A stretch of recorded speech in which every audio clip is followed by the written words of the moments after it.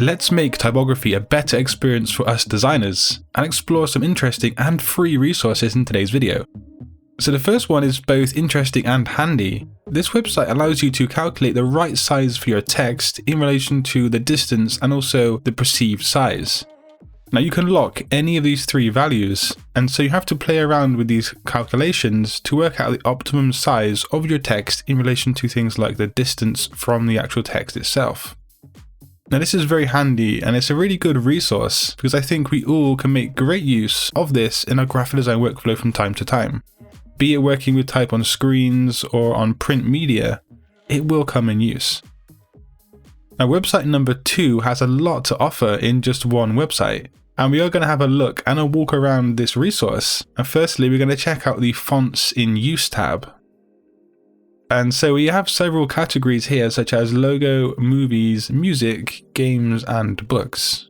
In each of these fields, we have subcategories. And so what this website does in this part of the website is allow you to view how typography is used in certain functions throughout different media.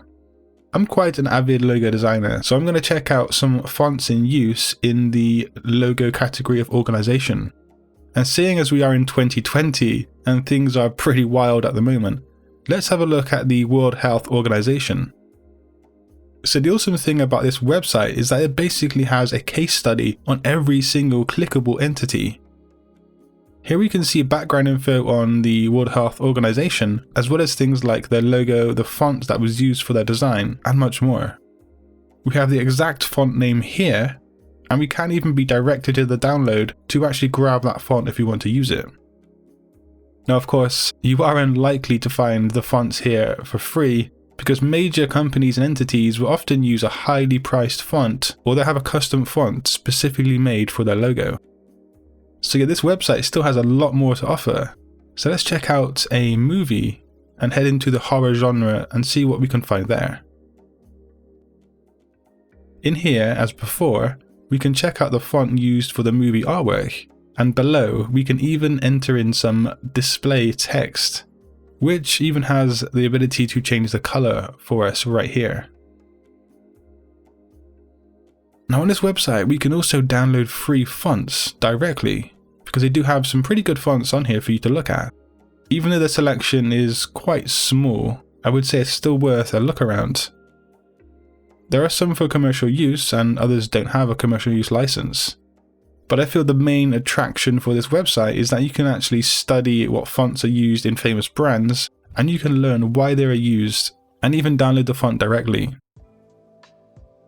So at this point, I've probably shown you every single free font resource online throughout my channel's history. But today we do have one more, and that is Fontarena. So you do have a lot of things open to you for free and in commercial use. Make sure to check the license agreement found here. An example with this font, we have an open license, which means not only can we use the font for commercial use, but we can actually alter and change the font itself. But yeah, have a nice look around and see what fonts grab your attention and what you can get for free. And this font here is super ugly, so make sure to sidestep Savat if you come across it. There are some decent sans serif fonts if you look around though. So the next item on today's video is something both fun and also educational.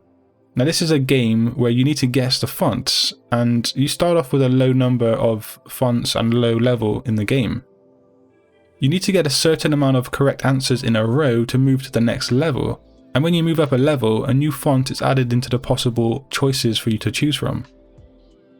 Now I'm currently at level 7, which is quite an achievement. But I have felt while playing this game, I've learned a lot about the fonts on the game itself. You know, I learned something about the letter forms and what actually makes up those fonts.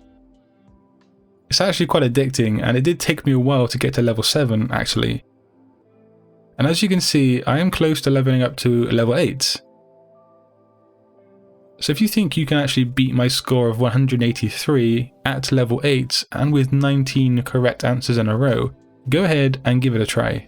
Now if you do beat this score, give it a screenshot and tag me on Instagram or Twitter because I would really like to see that.